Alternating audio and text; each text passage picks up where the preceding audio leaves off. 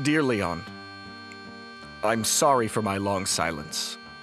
I'm sorry to have sent you such a dismal missive, so full of despair and black discovery.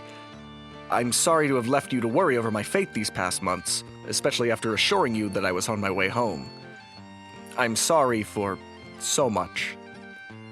Before anything else, I should assure you that I am as well as can be expected.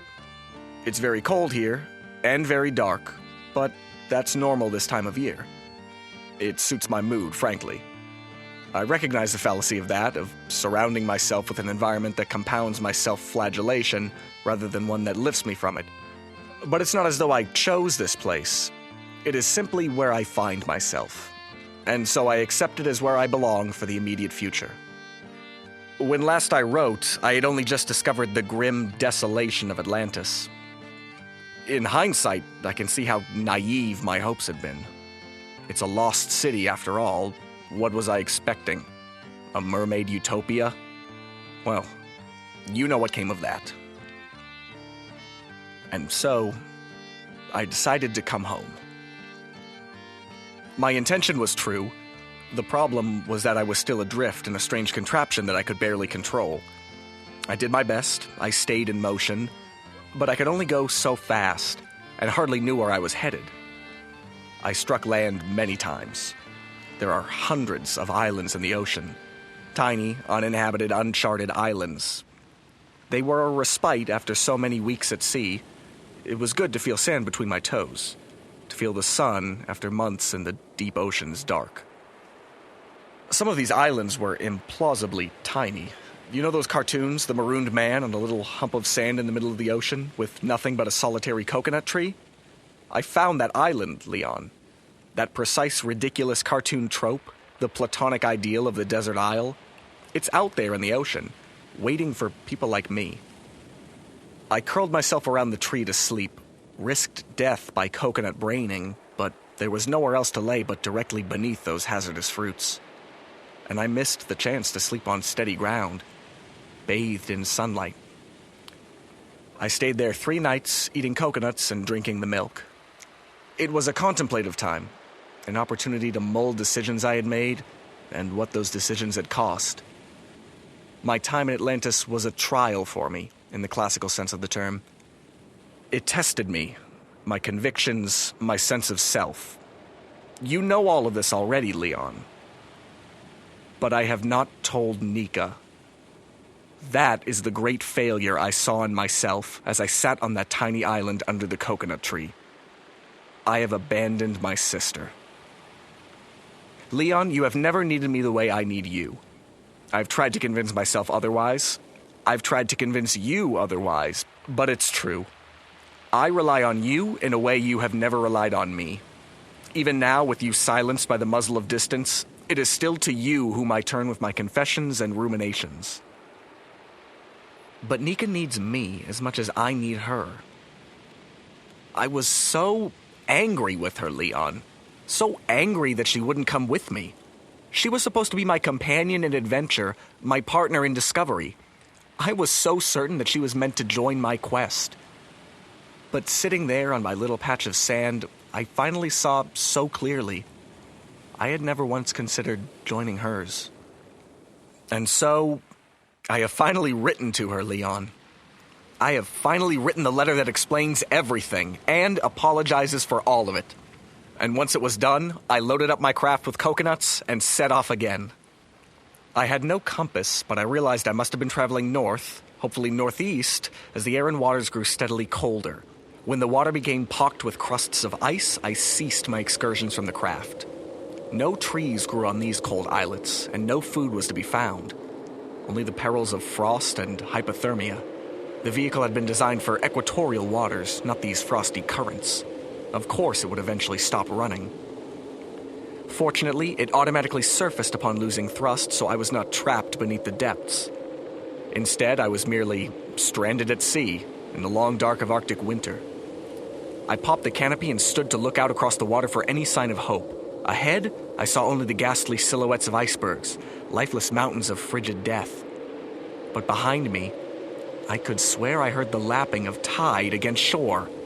The lights of my craft didn't reach far enough, but I was certain. Salvation was so close, but how to get there? I had no oars, no paddles. It was surely too far to swim, even if the cold itself wouldn't have killed me. I didn't allow myself the luxury of worrying over whether I had traveled east or west at that moment. If I had somehow found my way to Russia, well, I should be so lucky as to live long enough to suffer that complication. I remembered one last possibility. A bit of equipment housed below the console of the submersible. A familiar-looking thing that I had dared not use to this point. It was a bright pink coral thing, but the shape of it was unmistakable. A grip, a barrel, a trigger. Only with great reluctance did I take it into my hand. But what else was left to try? I aimed it into the sky and fired. A great torrent of green light blurted from it, reaching far into the sky before spreading out. As I'd hoped, the device was not a weapon, but a signal, brightening the whole of the night sky. And I saw it, the intersection of land and sea that my ears had detected, an icy shore, not more than 100 yards off, cast in an alien green glow. Moments later, I began to feel the rain. But not water, it was the light returning to the ocean. Glowing drops dotted my clothes, my craft, the surface of the water for 100 feet all around me. The people of Atlantis had made their signal guns, not with burning flares, but with the bioluminescent fluid of glow whale glands. Naturally. 6 hours later, it was still shining, and I was counting stars with little else to occupy me. I had counted more than 1,000 before I heard a voice calling out. A distant and determined cry of, "Ahoy!" I leapt to my feet, waved my light-speckled arms, and shouted back. I saw the light approaching and could soon make out a simple rowboat with a single man powering it, following my voice. He came right up alongside my craft, taking it in with a thoughtful eye. "Son," he said, "I'm going to go ahead and ask what the hell you're doing out here, and how this whole curious situation came about, but you should feel free to not go into the details if you'd rather not." I told him it was no secret, that I had been on an adventure, but my submarine had broken down. He raised an eyebrow, but didn't question me further. "Well, you'd better come on in," he said. "Name's Darby. I'll get you back to shore." He offered me a spare coat that he'd brought with him. Then he offered me the oars. "I just celebrated my 97th birthday," he admitted, "so I hope you don't mind if I leave the return trip to you."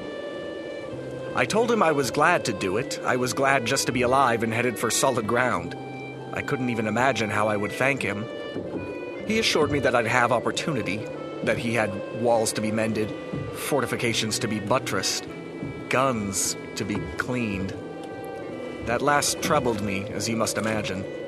I assured myself he was just a hunter talking about his hunting lodge. Nevertheless, I promised to do what I could, but stressed that I was eager to be off again, eager to return home. He laughed at that. "You're in Alaska, son," he said. "In winter. There's no planes in or out this time of year. No, nothing in or out but the mail chute. You're stuck with me until the thaw."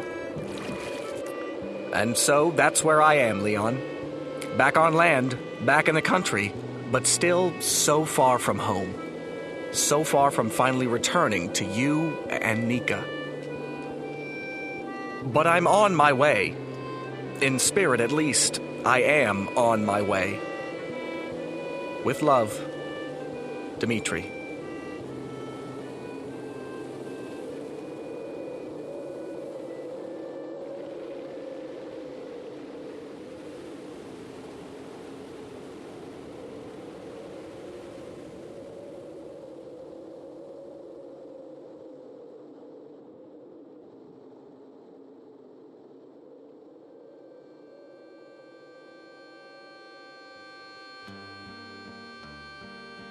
It's the ghost of Mr. Chicken.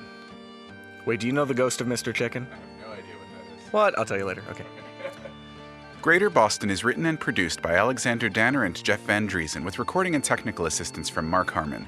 You can support Greater Boston by pledging to our Patreon campaign, where you can get early access to new episodes, annotated transcripts, and bonus audio, among other rewards.